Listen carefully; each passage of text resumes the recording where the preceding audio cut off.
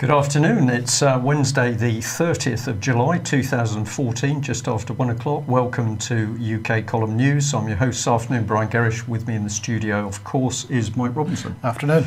And we're going to be joined a little bit later by Kevin Edwards, who's going to be bringing us up to date with the Linda Lewis case, a young girl originally taken away from her mother by Neath Port Talbot Social Services, another child snatch with falsified documents and evidence going into court. So stay with us for that. And I'll also say we're going to be covering in this edition the arrest of Chris Spivey from Essex, a well-known truther and journalist who's been writing on many issues, but we think there are some key factors in his arrest at 2 o'clock this morning, but more on that in due course. So, Mike, I think you're kicking off with Russia. Are we mentioning the weather? Well, the weather is cloudy in Penzance. We'll now go to Russia. Okay. Well, this is an interesting little survey done for the Moscow Times. Majority of Russians believing that the Ukraine crisis was caused by Western interference. And they, according to this article, say that their country should continue supporting the pro-Moscow separatists in Ukraine. But just some of the statistics, 64% of Russians believe that the violence in the Ukraine was as a result of interference by the West.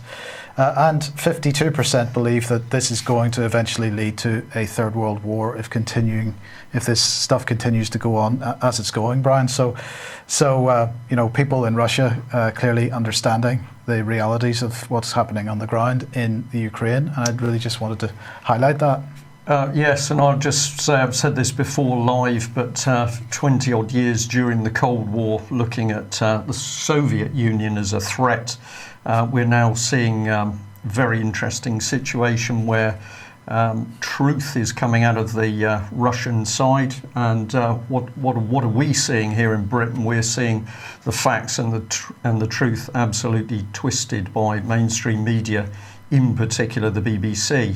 But if we put criminals and pedophiles into government, in Westminster, we can expect trouble. I'm just going to follow Mike's report there with this article it's actually from a couple of days ago. But the Mirror reporting, of course, that while the Middle East was exploding into violence again, the peace envoy Tony Blair was busy at home throwing a £50,000 party for Mrs. Blair. So there's the headline: Middle East peace envoy Tony Blair throws 50k party while Gaza burns. Well, I thought we'd like to add a little bit more to that because, of course, this was the man from his warm, well-lit office who was responsible for the deaths of hundreds of thousands of Iraqis. He let the others do his killings, yet he walks free. And I think that perhaps we should remember this man, Alexander Blackman, Royal Marines, risked his life under great strain, killed one man, and he's jailed for a minimum of 10 years. Now, we don't condone what Alexander Blackman did, but if we start to have a look at justice in this country, something is clearly very, very wrong. Indeed. Tony Blair will continue to walk free, of course, until we, the people, clamour in sufficient numbers for him to be brought into a court, tried, and many of us would say, hopefully, imprisoned. But let's have a look at what's been going on around Sergeant Blackman. This was a report from The Guardian that he was due earlier this year to do an appeal against his conviction for killing a Taliban insurgent. And later on, The Telegraph here has reported, well, he's had 2 years chopped from his 10-year sentence. This is the way we treat people that are put into the line of fire. Meanwhile, of course, Tony Blair will be smirking from where? I don't know. Tel Aviv, probably, Mike, I would think. And what's the BBC been up to? Well, of course, the BBC is not reporting on anything of substance. They thought this was of great importance for the nation, that Max Mosley is now suing Google because they have refused to take down videotapes of his sex party. So we've got BBC focusing on the important news, as we can see. Mr. Mosley can keep he's desperate to try and keep his sex parties private. And BBC not so good at investigating and reporting child abuse. So it's all in front of our eyes, really. Probably at that point, time to bring in Kevin Edwards, if you're there, Kevin. I am indeed, Brian. How are you doing? Hello, mate. How are you doing? I'm fine. Thank you for joining us. You're there in South Wales. You've been campaigning for many years now alongside Linda Lewis, of course, the mother who lost her daughter due to unlawful action by Neathport Talbot Council. Lots been happening over the last couple of weeks. Over to you to really bring us up to date. Yeah, there's a lot going on. A lot of us down here in South Wales, Brian, are banging our heads together and sort of meeting up and trying to look for answers and solutions to the massive problem that we've got with social services throughout the country. Yesterday, I went up to a small village about 10 miles north of Talbot called Glencorrwg with a colleague of mine called Myrion Bowen, where we had a meeting with 5 people who have all lost children through social services. Now, the 5 people there, Brian, had actually lost 10 children and grandchildren between them. So we had a really, really constructive meeting in this village because the whole village is up in arms because not so long ago, unbeknown to the people who live there, a paedophile was placed into the village just down the road from the local primary school. And of course, nobody knew anything at all about it until this paedophile got hold of a young boy and dragged him into his garage and interfered with him. Now, this has caused a massive uproar in that area. People are not very happy at all. Now, this guy's been removed from the village, but we're led to believe that he's only been moved to the next village a couple of miles down the road. So there is a lot of anger with the people up there, and I've been corresponding by email and phone with a lady who runs a very successful business up there. And we literally held a meeting yesterday, Myrion and myself, with 5 people to discuss looking at solutions and the way forward to stop the criminal Satanists from social service from even getting to your door as far as taking your children go. Right. Just give me the statistic about the number of children taken from that one small village. Well, the population of the village, it's quite a small, old mining village, a very close-knit community. 15 children have been removed from there within the last few months, we believe, to a year. And the 5 people that were there have had 10 children or grandchildren removed with them for no reason whatsoever over the last few months. Right. So those the people you met with were they surprised to find out that there were individuals like yourself and Marion who know what's going on in South Wales? Well, not really surprised so much, Brian, because you know how the Linda Lewis case is growing, not just in South Wales but worldwide. The support we've got and the support base that we've got now is literally massive. We're well into, I would say, 5 figures now as far as people who do things. People are setting up Twitter accounts regarding the Linda Lewis case. It's all over Facebook. We have regular meetings, etc., with members of the group in Talbot. And it's because of the Linda Lewis case that the whole, social services in that area are now coming very much indeed under the microscope. You know, what was discussed there as well, we found out, and it was one of the ladies that told me, and this has actually been confirmed by one of my contacts, that one of the senior Neathport Talbot social workers is now being investigated for falsifying fraudulent evidence, and also, believe it or not, for biting somebody. So it's pretty obvious that there's something seriously wrong still with Neathport Talbot social services, as it's the only social service of the 22 authorities in Wales that does not have the freedom to operate on its own. And it's still under being supervised and scrutinised by the Welsh Assembly government. Right, so the organisation clearly failing. It's very interesting that you're reporting the falsified evidence used against parents. This is a common theme right the way across the country. We've got some cases going on here in Plymouth at the moment where the parents are saying that social services are simply twisting facts, they're lying in reports, but everything is designed to take the children.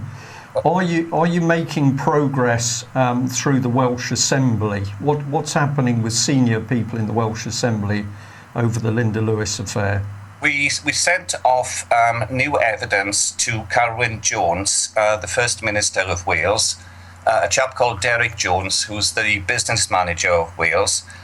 We made sure Carwyn Jones had it because it was registered as well to his home address in Bridgend.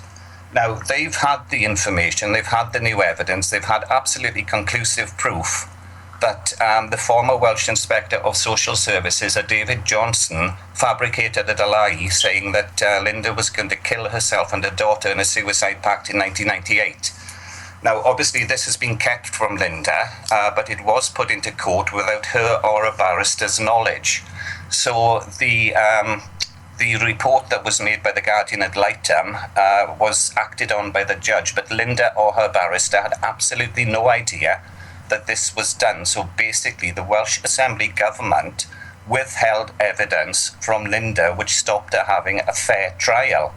Now, the Guardian ad litem's report has only come to light in the last few months.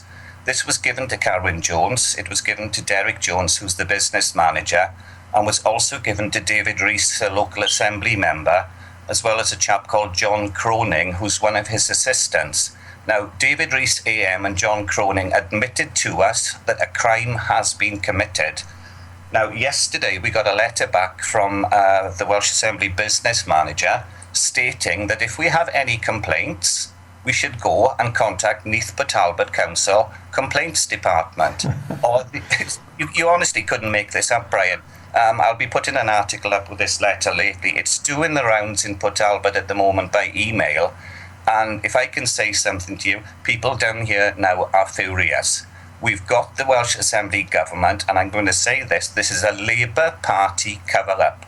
In the Welsh Assembly government, it's the old boys network protecting themselves. They also suggested that we go to the Ombudsman, and that if there is evidence of a criminal act being committed by the Welsh Assembly government, that we go to the police. Now, the funny thing is, we have two ex-police officers as part of Linda's team who give some good advice, two really solid guys. And they have told us, whatever you do, don't go to the police. Because the Welsh Assembly government wants you to go to the police so the police can bury it or come back and say, not proven, no evidence. Now, we've known this for quite a while, but it's the pattern that these criminals up in Welsh Assembly government are using to try and get this covered up. It's out of the bag. It's completely and utterly out of the bag. We have a letter from Linda's barrister stating that the claims made by the senior member of the Welsh Assembly government is libelous and slanderous, and she had never had sight of it during the court case.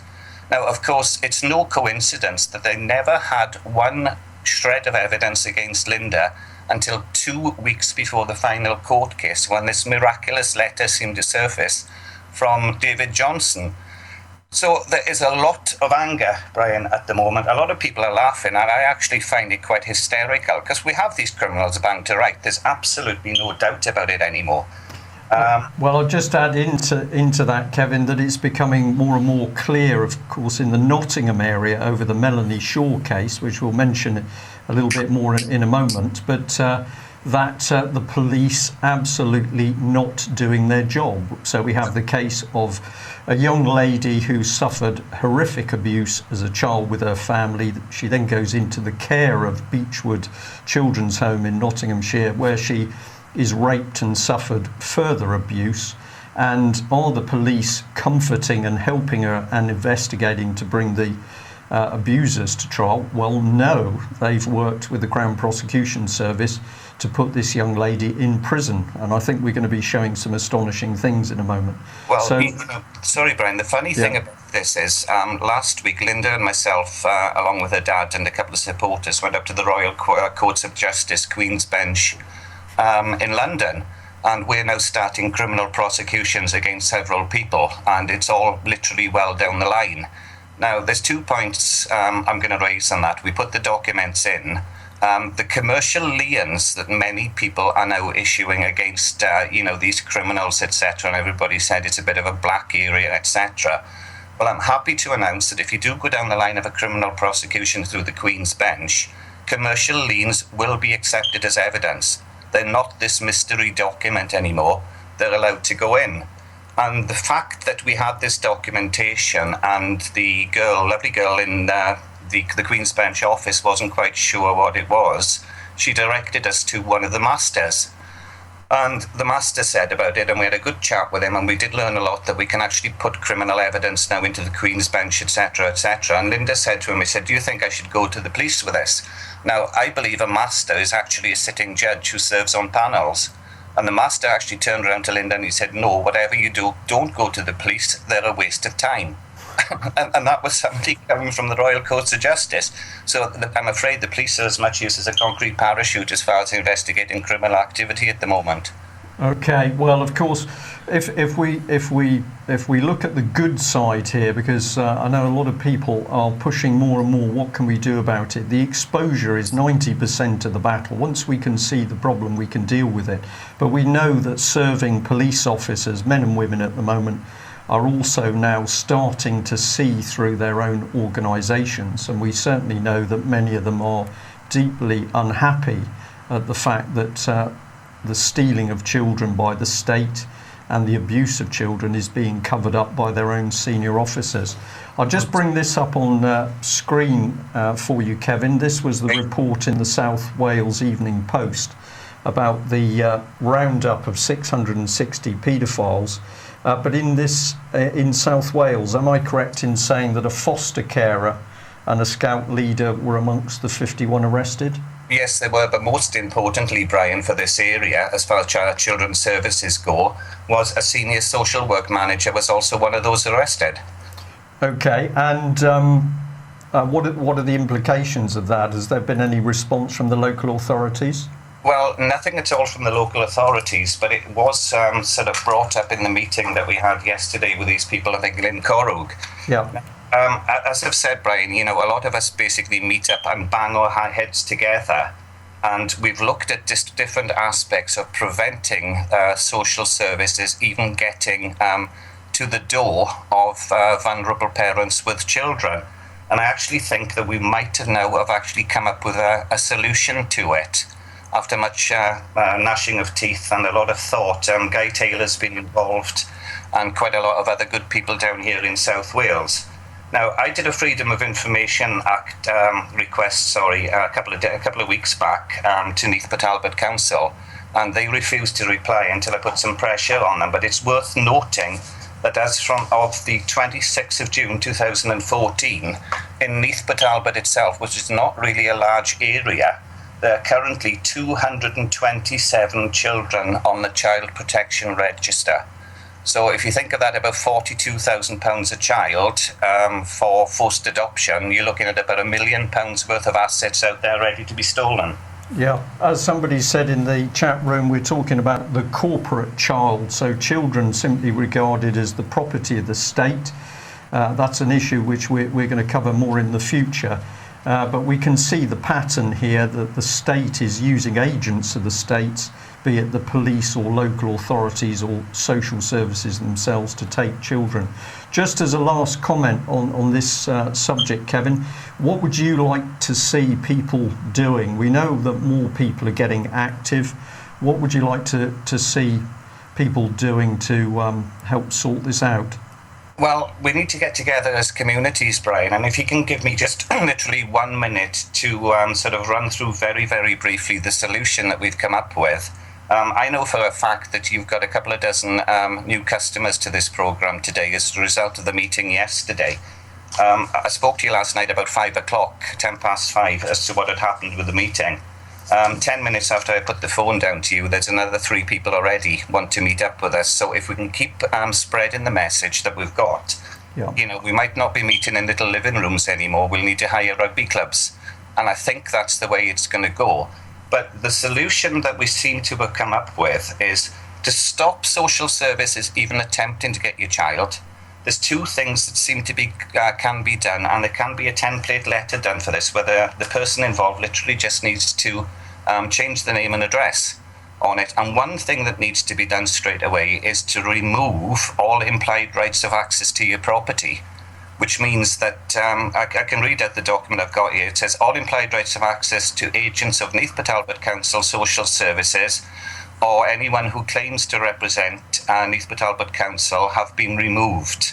And then you can quote a court precedence, which is Lord Justice Donaldson versus Lambert Roberts. Anyone ignoring this notice willingly accepts that they will be personally liable for the sum of £10,000 sterling. Further criminal harassment and trespass may be reported to the police as a result of video evidence or sworn affidavit. Now, that is you actually removing your implied right of access to your property to social services. Now, of course, the other thing that social services are doing with all the new acts and statutes that's coming out of Parliament, and again, the legislation, they're not law, they're acts and statutes that can only be governed by your consent.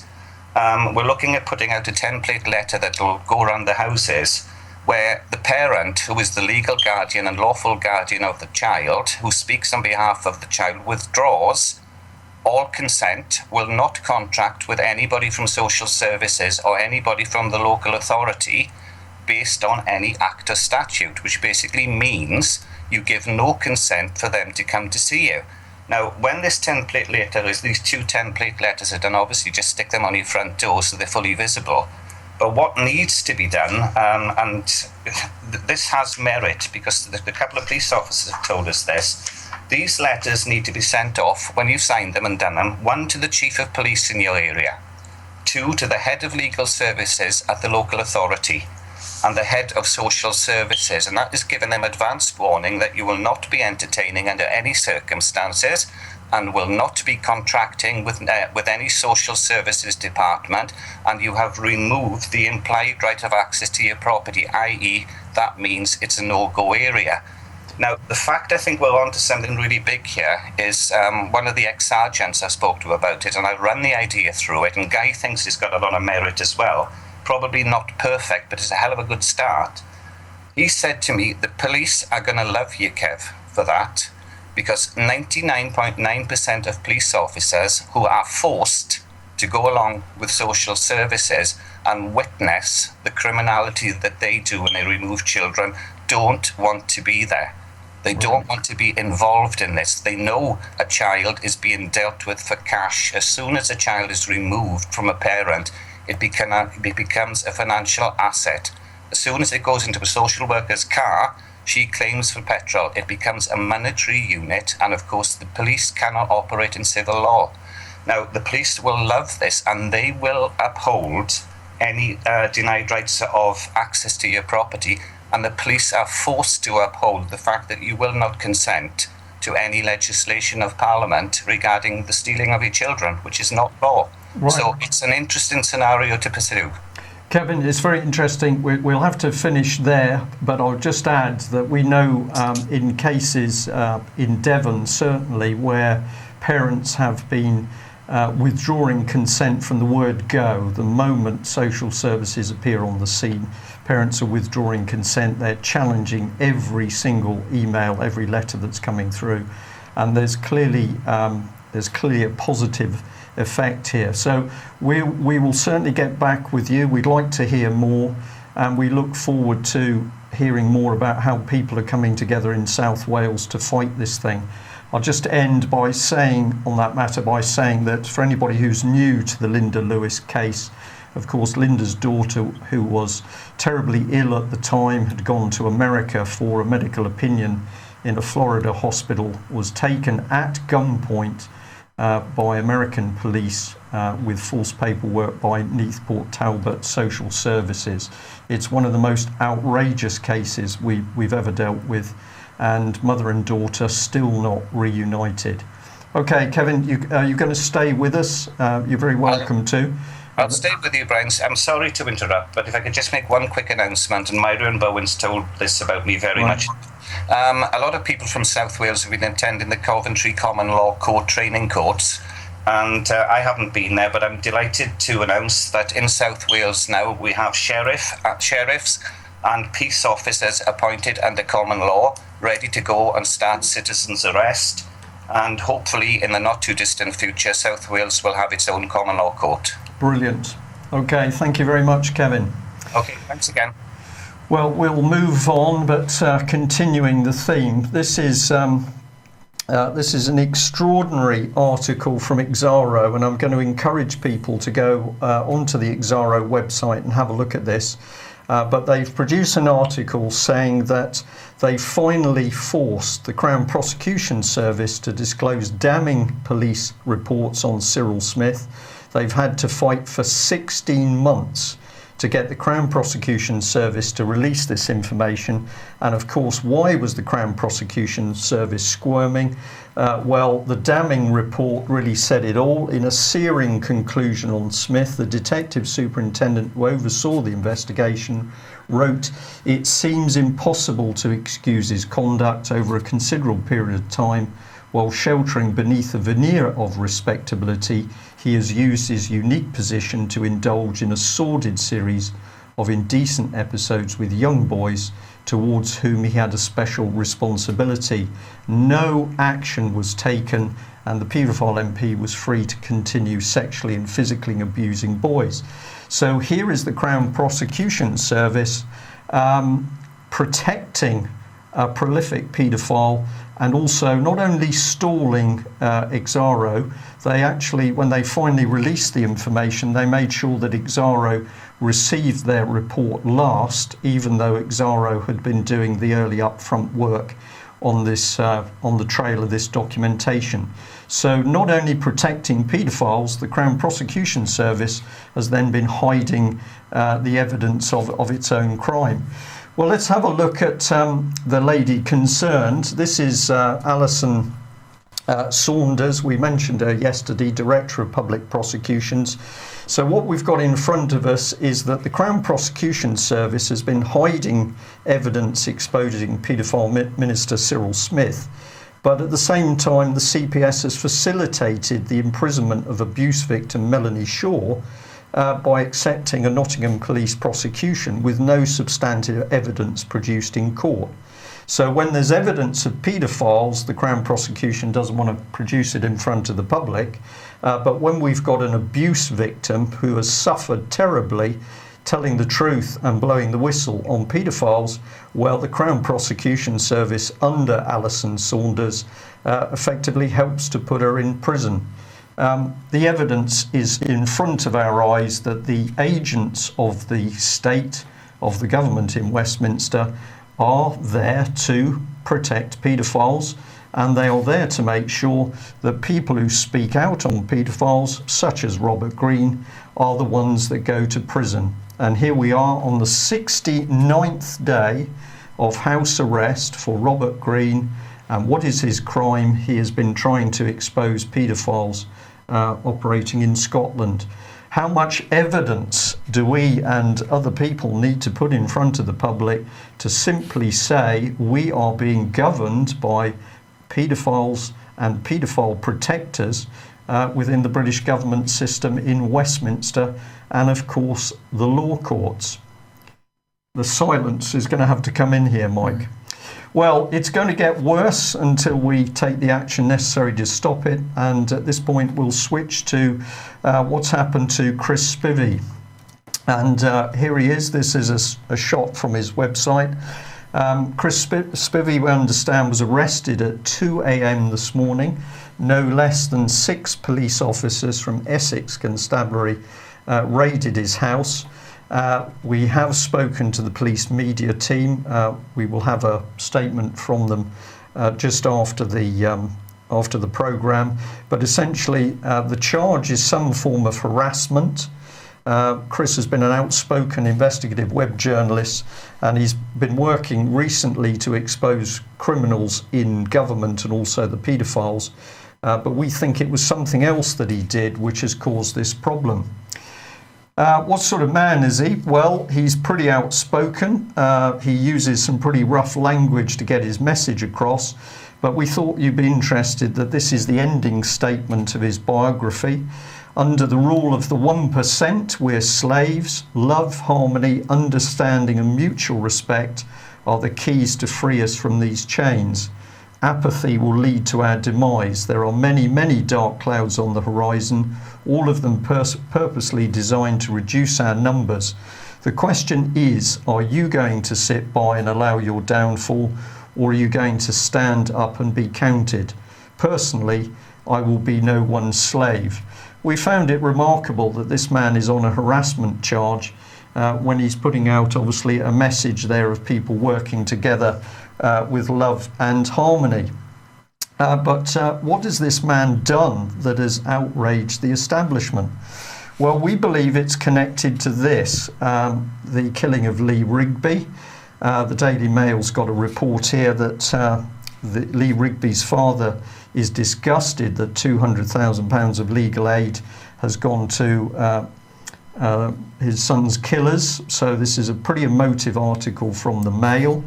But we know that Chris Spivey has actually been investigating the Rigby murder, and he certainly didn't believe the government version of events.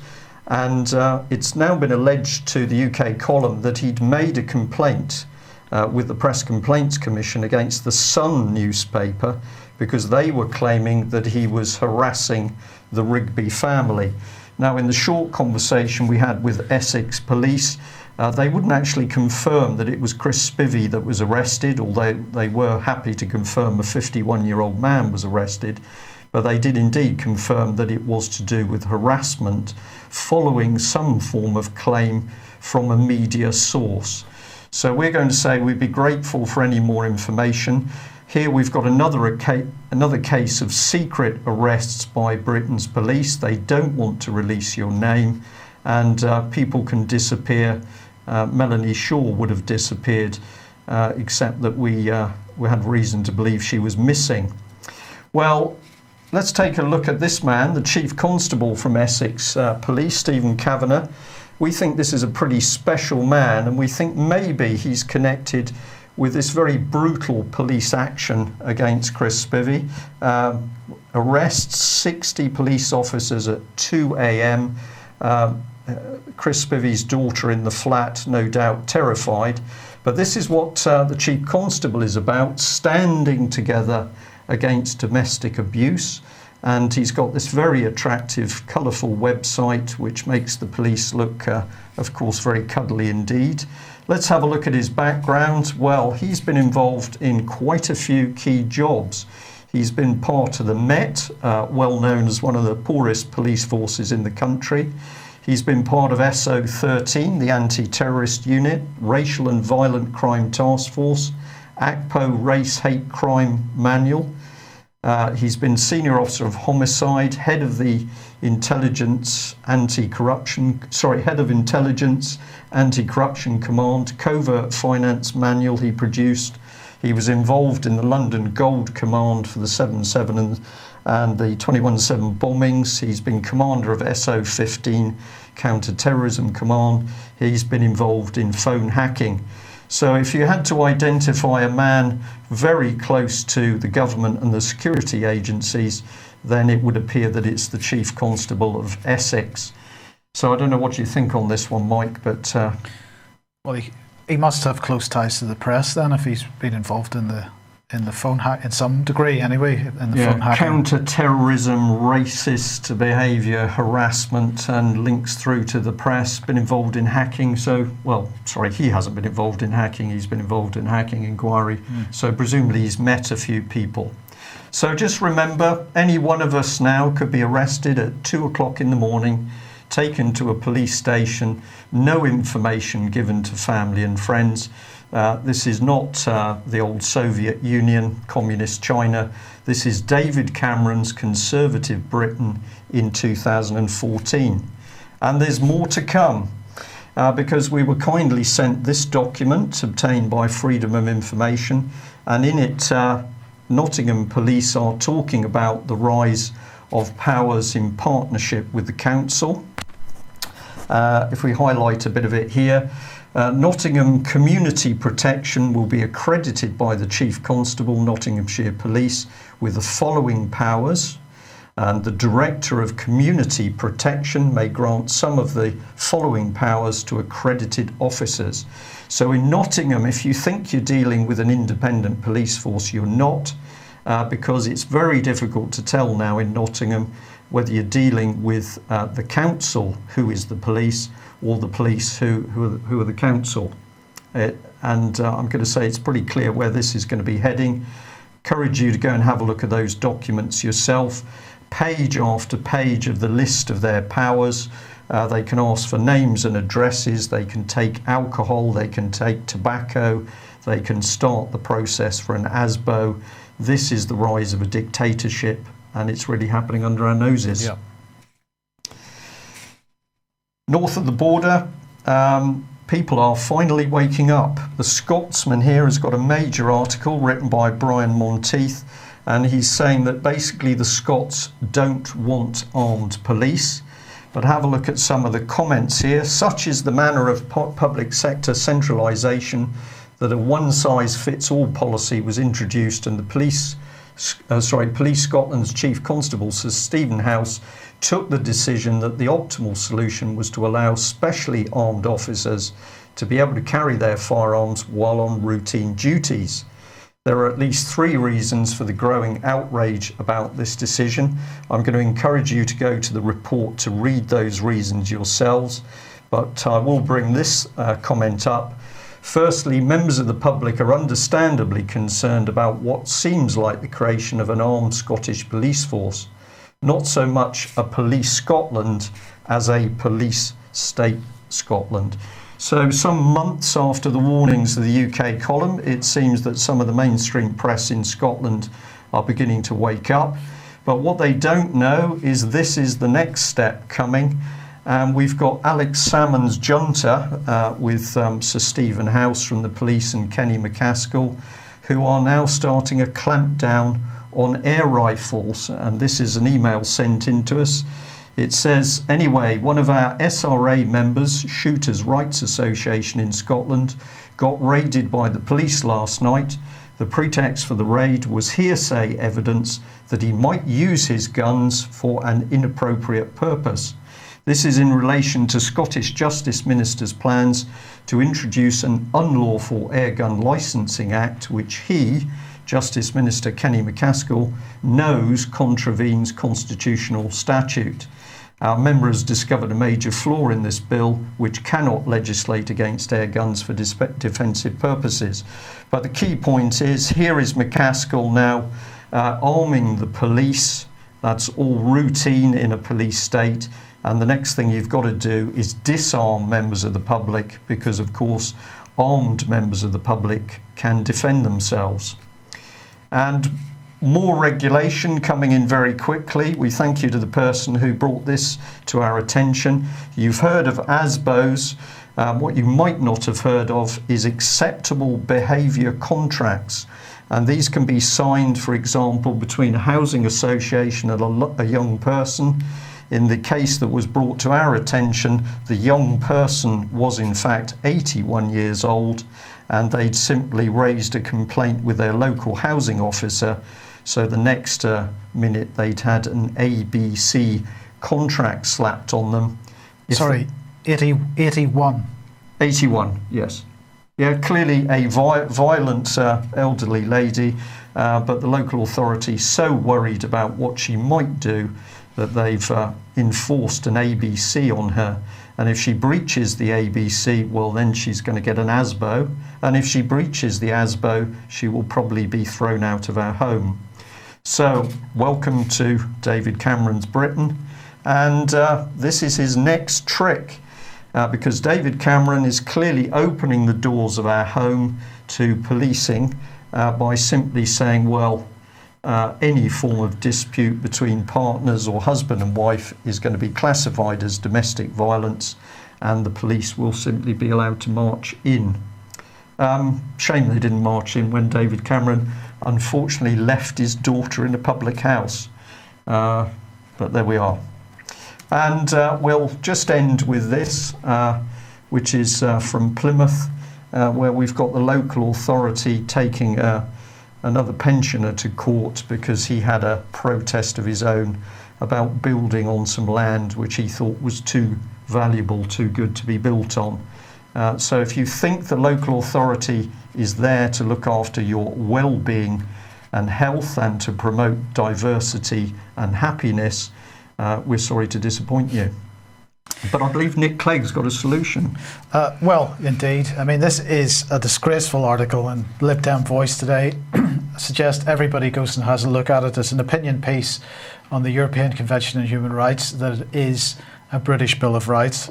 And it begins by saying, following the cabinet reshuffle earlier this month, the push from within the Conservatives to repeal the Human Rights Act and remove the UK from the European Convention on Human Rights, with a British Bill of Rights in its place, now seems firmly in the forefront of our political debate. Human rights are not something that can be repealed or taken away. Well, actually, this skips a bit, and then it goes on to say human rights are not something that can be repealed or taken away, but something we must protect within every inch of our ability. They extend to everyone. The ECHR sets a bar in countries that are signatories, but as an important principle of its creation, it sets the bar to all people where it can, which is a principle I will not readily give up. Human rights by their nature are something equal to everyone.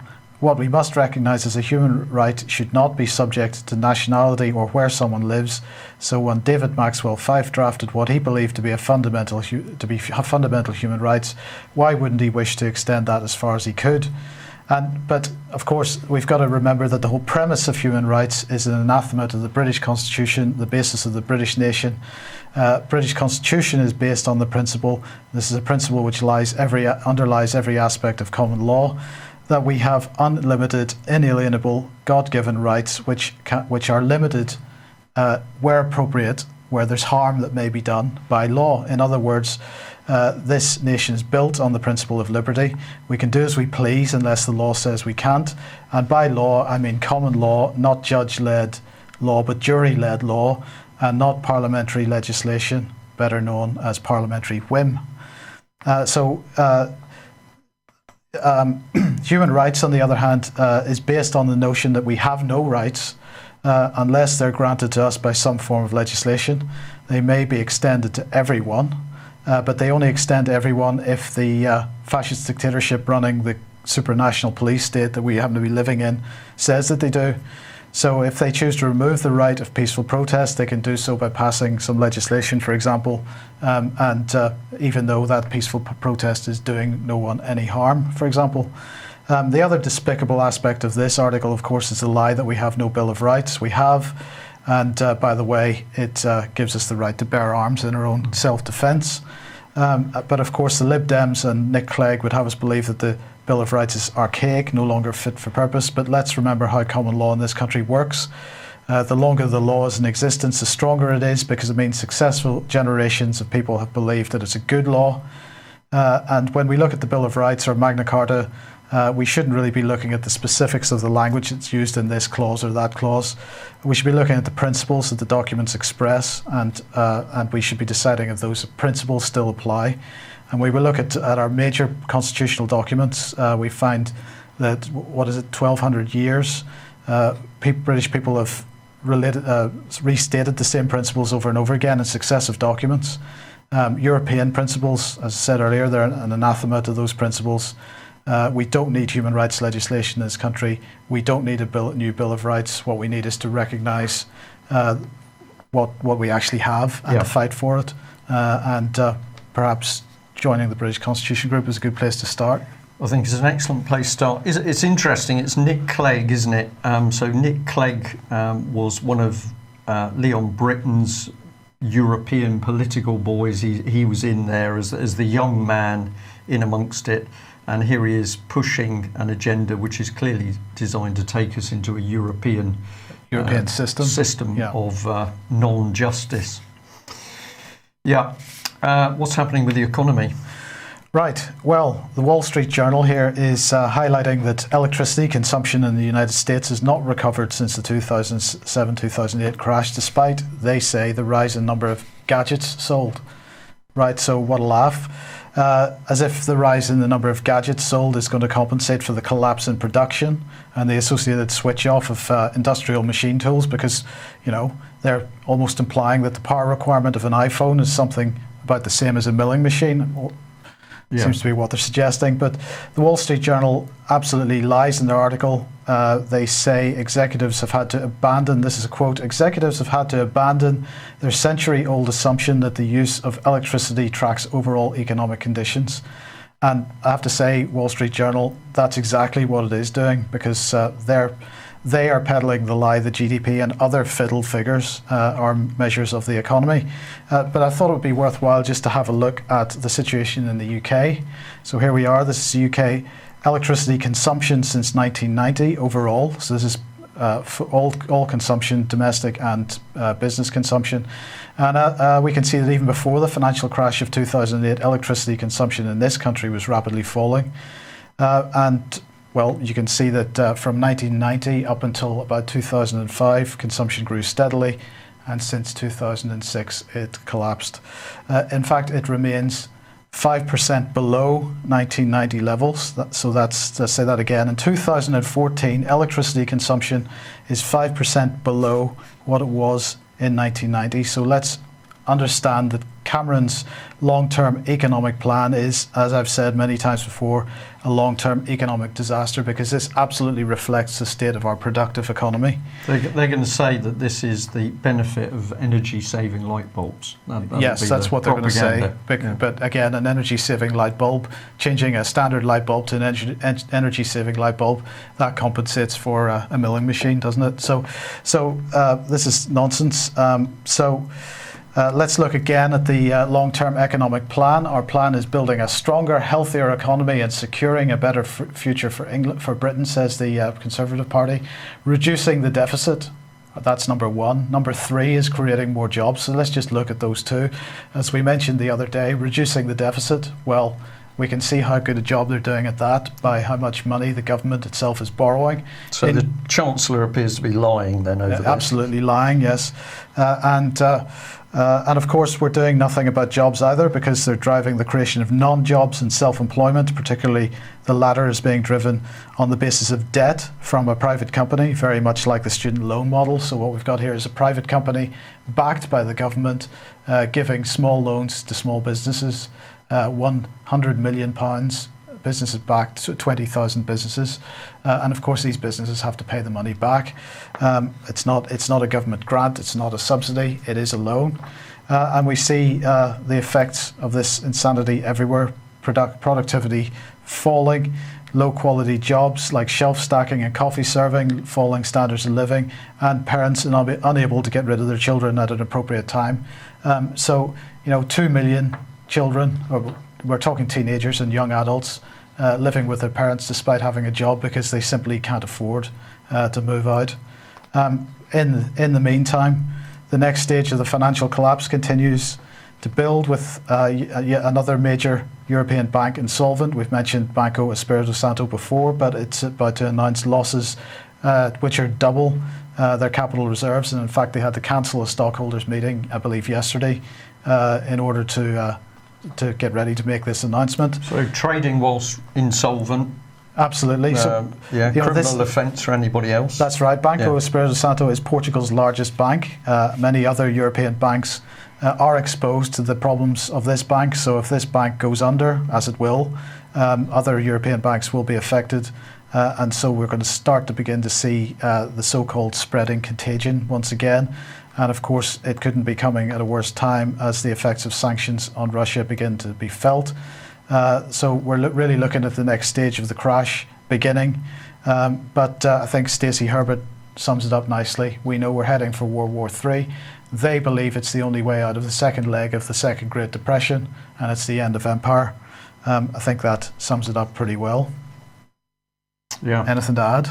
Well, it's time people got off their bottoms, basically. That's the polite way of putting it here in England. We can see what's happening. It's happening increasingly quickly.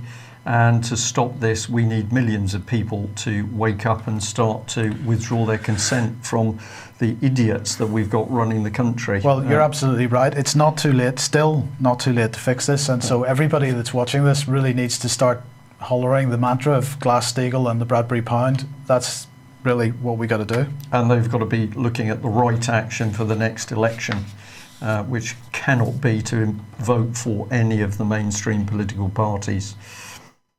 We'll let you think about that. Right. Well, we're going to end on Barry Soetoro because yesterday he was meeting the Washington Fellowship for Young African Leaders. Now, a few weeks ago, we played out a video clip of Thomas Sankara, the ex-president of Burkina Faso, discussing debt levels in Africa. And we're going to show that video immediately after this program. So if you want to see that again, please hang on after this program. Obama was asked about African debt by a delegate at this meeting. The delegate said, Africa is losing her people to starvation and diseases which are otherwise curable. And this is largely because our governments are establishing very huge debts to the G8 countries. As a global leader of the family of nations, when will the US lead the other G8 countries in forgiving Africa these debts so that our governments can be in a position to deliver and provide essential services like social, healthcare and the infrastructure development services to our people? So Obama responded, I'm paraphrasing this, I'm taking out a few bits, so if you want to go back to the White House and see the whole comment here, but I don't think I've taken it out of context at all, so anybody wants to take me up on that can do. But Obama's response was, I will challenge the notion that the primary reason that there's been a failure of service delivery is because of onerous debt imposed by the West. Let me say something that may be somewhat controversial. There is no doubt that dating back to the colonial era, you can trace many of the problems that have plagued the continent to that debt. But do not think that that is the main impediment at this point as to why we've not seen greater progress in these countries, because there's enough resources there in country, even if the debts are being serviced, to do better than we're doing in many cases. So what Obama basically is saying here is that African nations should stop complaining and get on with servicing the debt, which is in many cases destroying. It's destroying them, but in many cases it's really been fraudulent debt in many ways. So pretty despicable from that particular president, I would have thought. Totally despicable. Well, I'm just going to say to end the programme that we have heard scurrilous allegations that people are still watching the BBC. We're going to say we were very impressed when Guy Taylor told the local BBC reporter at the Nottingham non-eviction, that the BBC simply weren't worth communicating with because they didn't tell the truth and there was too much propaganda. So if you know any of your friends who are still making the mistake of watching and believing the BBC, perhaps you could put them straight. You can have a laugh doing it, which makes it good fun. We will be producing a statement about Melanie Shaw on the website later on this afternoon. A lot of people are asking what exactly is happening with her at the moment. So the answer to that is watch UK Column website and a report will be posted. Please keep writing to her if you are writing. If you haven't, perhaps you would. And also, please do not forget that Robert Greene may be at home, but this poor man is literally trapped in his house waiting for a court case, possibly in January 2015. He doesn't know the charges against him. He's been in prison twice with no proper court procedure. What is his crime? Trying to protect children from abuse. It's pretty obvious what the problem is in the country. We need to deal with it. We can't leave it to other people. So let's get going. This thing can be stopped, but we need enough people out of that comfortable chair. Are we able to say something about the programme tomorrow? What would you like to say? Whether there is one or not, for example? We'll say that it's possible that we may have to, the UK column team may have to travel tomorrow. So unfortunately, if that is the case, there will not be a live programme tomorrow, but we would be reporting on what we've been up to on Friday. So stay posted. Hopefully we will be reporting as normal tomorrow, but possibility will be away. Okay, thank you all very much for your support. A big thank you to people who are donating to us. Without your support, we couldn't do what we're doing. If you haven't taken a subscription for the paper, perhaps you'd consider it. Thanks very much. See you tomorrow, hopefully. Yeah, bye-bye. Bye-bye.